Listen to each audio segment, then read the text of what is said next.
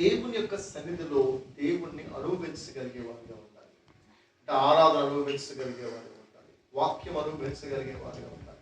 ప్రార్థన అనుభవించగలిగే వారిగా ఉండాలి. ఇలా ఇలా ఉన్నప్పుడే దానిలో రుచి మనం తెలుసుకోగలుగుతాం. దేవుని వాక్యం దేవుడు లేడని బుద్ధిహీనులు తమ హృదయంలో అనుకుంటారు. ఎవరంట? దేవుడు లేడని కొంతమంది ప్రజలు. ఎవరి ప్రజలు అంటే వారు బుద్ధిహీనులు. ఎవరి బుద్ధిహీనులు అంటే ఆలోచన శక్తి లేని వారు. ఎవరండి? ఆలోచన శక్తి లేని వారు. ఎంతమంది దేవుడు ఉన్నాడని పనిచేస్తున్నాం, దేవుడు ఉన్నాడని మనం పనిచేస్తున్నాం, దేవుడు ఉన్నాడని మనం ఖాళీ. చాలా మంది అంటారు నాకు దేవుడు లేదండి. ఎవరూ లేరు, జరిగే విధాలు జరిగిపోతాయి అంటే లేదు దేవుడు. దేవుడు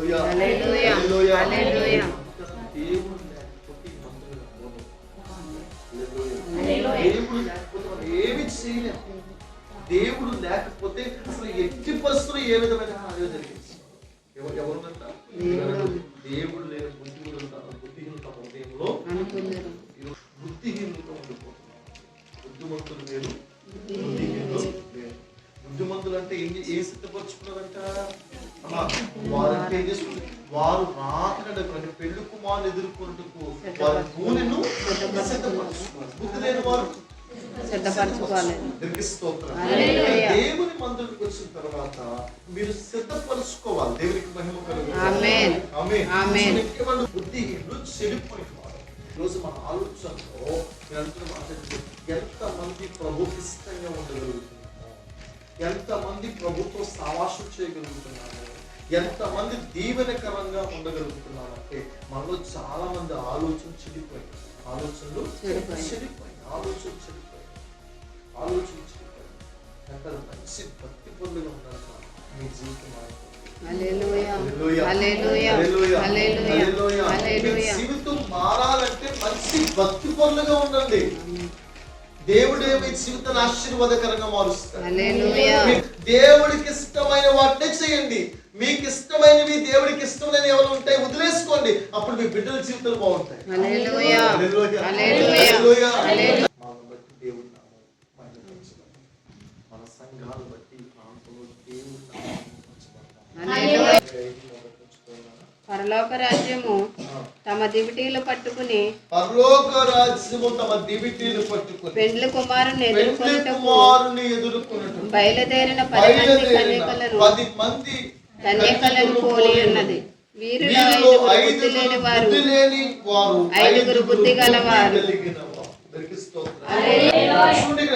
10 మంది కన్యకలతో పరలోక రాజ్యం పోలుకుందంట.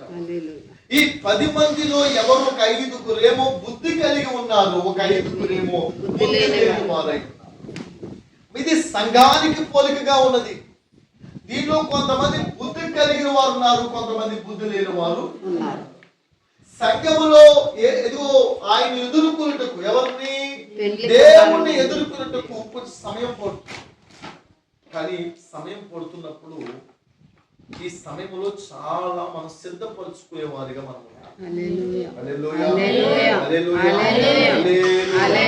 సమయంలో చాలా మనం సిద్ధపరచుకునే వారిగా ఉండాలి. విశ్వాసమును సిద్ధపరచుకుంటూ మన ముందుకి వెళ్ళాలి. భక్తిని సిద్ధపరచుకుంటూ మనము వెళ్ళాలి. ఎప్పుడు ఏది లైఫ్ అనుకూలంగా ఉండదండి. లైఫ్ లో ఎత్తు పలకం, కానీ ఏది కనబడినా మన భక్తి జీవితం మారకూడదు. నా జీవిత కాలం నేను బ్రతుకున్నంత కాలంలో నా దేవుడు నేను కీర్తించదు అనే మాట బయటపరుస్తాడు. ఒక మనిషి తన జీవితంలో ఏది ఉన్నా లేకపోయినా దేవుడు ముందుకు కొనసాగించే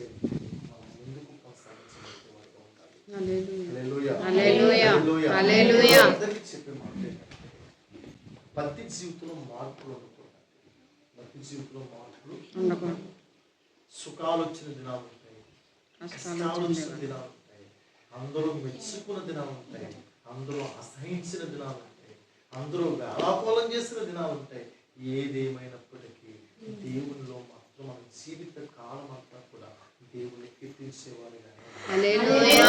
హల్లెలూయా. హల్లెలూయా. ఇది ఎప్పుడు వస్తుందంటే సిద్ధపాటు. ఎప్పుడండి? సిద్ధపాటు